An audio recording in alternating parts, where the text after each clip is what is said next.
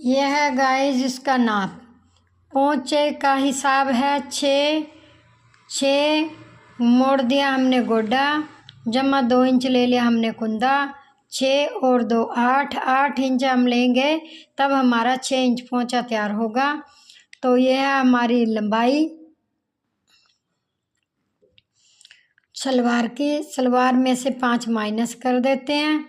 तो बेल्ट के लिए 5 क्यों करते हैं? बेल्ट के लिए तो 31 इंच बच जाता है। कपड़े का हिसाब लगाएंगे, 31 जमा 15 इंच आसन 46 आ गया। 46 का डबल लेना है कपड़े के हिसाब में।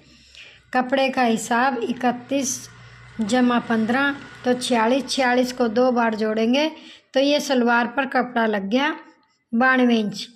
ये है कमीज का नाप। कमीज का लंबाई है 42 इंच जमा 3 इंच लेंगे सिलाई मोड़ने का तो 45। तीरा है 15 जमा 1 16। बाजू है 10 जमा 2 12। अपर चेस्ट है 34 जमा 8 करेंगे। फुल चेस्ट है 38 जमा 8 करेंगे। हिप है 42 जमा 8 करेंगे। तो ये 8 हमने किस लिए जमा करें? ये हमारे लूजिंग के भी हैं और स्टिचिंग के भी हैं। तो फिर इसको 4 से डिवाइड करेंगे 10.5 आ जाएगा। इसको 4 से डिवाइड करेंगे 11.5 आ जाएगा। इसको 4 से डिवाइड करेंगे 12.5 आ जाएगा। तो ये हमारा कमीज़ मेज़रमेंट हो गया है। अब हम आपको दिखाने जा रहे हैं सलवार। ये हमारी सलवार पड़ी है।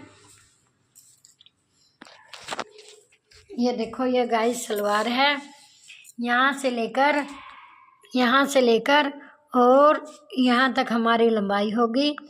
तो जो मैंने पोंचे का मेजरमेंट बताया था 6 जमा 2, 6 तो हमने ये मोड़ दिया है, 6 हमने इसको मोड़ दिया है और आगे 2 इंच कुंदा ले लिया है। 6 जमा 2 दिखाया था ना नाप में, ये देखिए 6 जमा 2 इंच कुंदा, तो इसको मैं कुंदा कहती हूँ। तो 6 जमा 2 8 हो गया। 8 में से 2 सिलाई चली जाएगी तो बच जाएगा हमारे पास 6 इंच पोंचा। हमको 6 ही चाहिए। तो गाइज मैं 15 इंच आसन मैंने बोला था, यहाँ से लेकर यहाँ तक हमारा 15 इंच आसन है। तो जो ये हमारा पोंचे का ड्राफ आता है इसको इसके साथ मिला देती हूँ। ये बीच में से वेस्ट कट जाएगा, ये वेस्ट है यहाँ का। और फिर सेकंड आसन 15 लेते हैं, 10 लेते हैं। फर्स्ट आसन मैं 15 लेती हूँ और सेकंड आसन पे 10। ये राइट आसन है। तो ये मैनी के रूप में जो हम यहाँ से काट देते हैं ना, इसको निकाल देते हैं तो सलवार का घेरा कम हो जाता है। तो गाइज इसको मैं ना सलवार के अंदर ही डाल दूँगी तो ये एक मैनी का रूप लेके बन जाएगा। ये ऐसे मैनी होगी और राइट आसन यहाँ हो गया हमारा।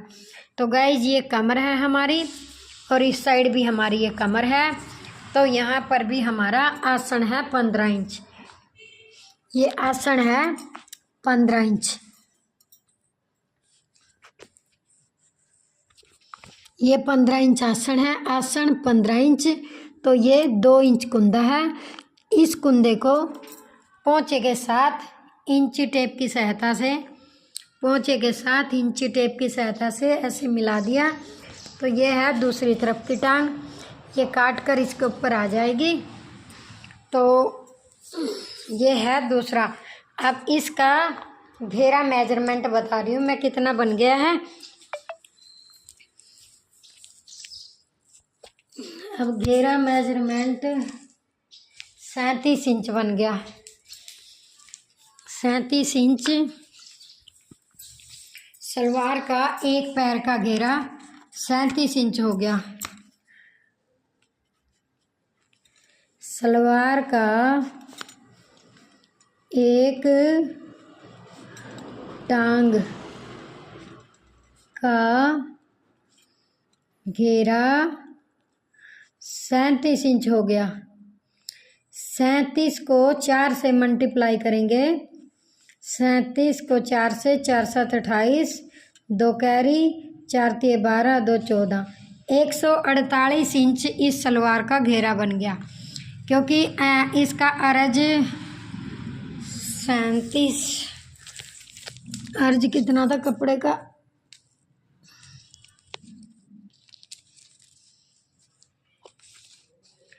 32 और 6 12 32 और 12 44 इंच। कपड़े का अर्ज था 44 इंच। ये कपड़े का अर्ज है 44 में से हमने 6 इंच मोड़ दिया। 6 दूनी 12 ये हमने गोड्डा निकाल दिया। ये गोड्डा निकाल दिया। 6 ये मोड़ दिया ना गाइस, ये 6 मोड़ दिया है ऐसे। तो ये 6 इसके नीचे भी है, 6 ऊपर भी है, तो इसको कह रही हूँ 12 इंच निकल गया। तो फिर पीछे बच गया 32 इंच।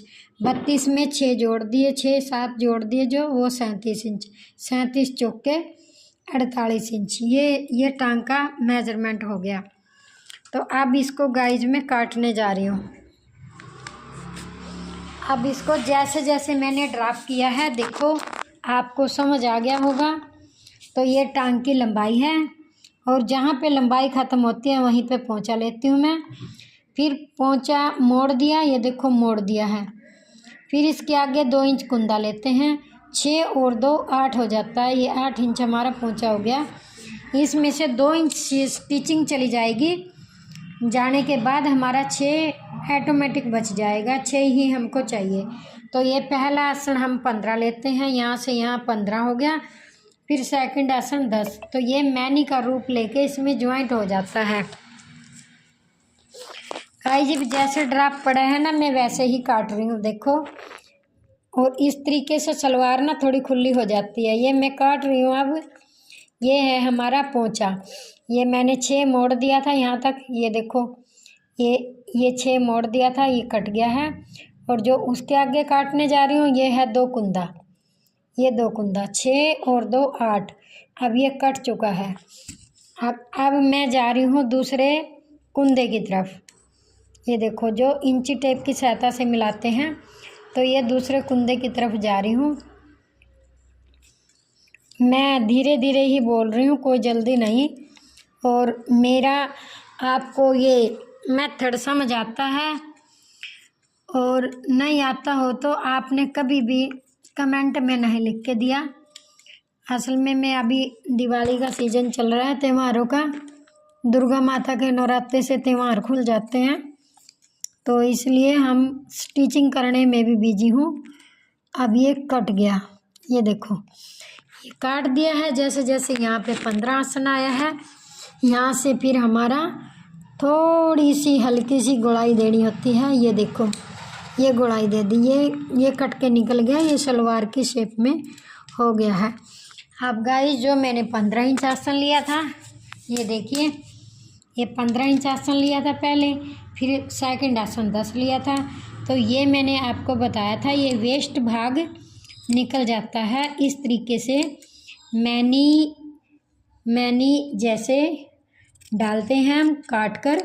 तो ये मेरे इसमें जुड़ी जड़ाई मैनी बना दी मैंने, काटनी नहीं पड़ी।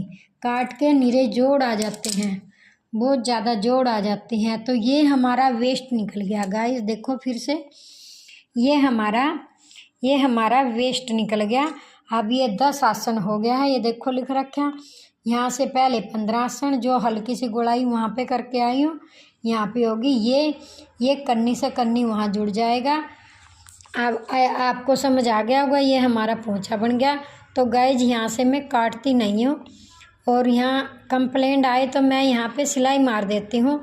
देखो मैं टुक लगा के दिखाती हूँ। यहाँ पर मैं ये मार्क लगा दिया मैंने, ये यहाँ से लेकर, और यहाँ पर भी मैंने मार्क लगा दिया है, और यहाँ पर मैंने सेंटर का मार्क लगा दिया। इस पे मैं पोंचे की सेंटर की क्रीज, यहाँ पे बड़ी प्लेट डालती हूँ मैं, यहाँ पर मैं बड़ी प्लेट डालती हूँ। तो अब मैं इसको इसके ऊपर रख के दिखा रही हूँ कितना घेरा बनेगा। हेलो, ये हमारा फिर से ये हमारा सलवार का घेरा हो गया है 43 हो गया। इसका 43 को 4 से मल्टीप्लाई करें तो 172 हमारा चारों तरफ का घेरा हो गया। और ये हमारा है, जब मैं वहाँ से 15 इंच आसन लेके आई, इसको इसको नीचे वाली कन्नी के साथ सील देते हैं ऐसे। तो फिर ये राइट आसन ये होता है। ये हमारा सलवार का इतना घेरा हो गया। अब देखो गाइस, इतना घेरा हो गया है। अब मैं अगली सलवार दिखाने जा रही हूँ। एक सलवार हमारी कट चुकी है,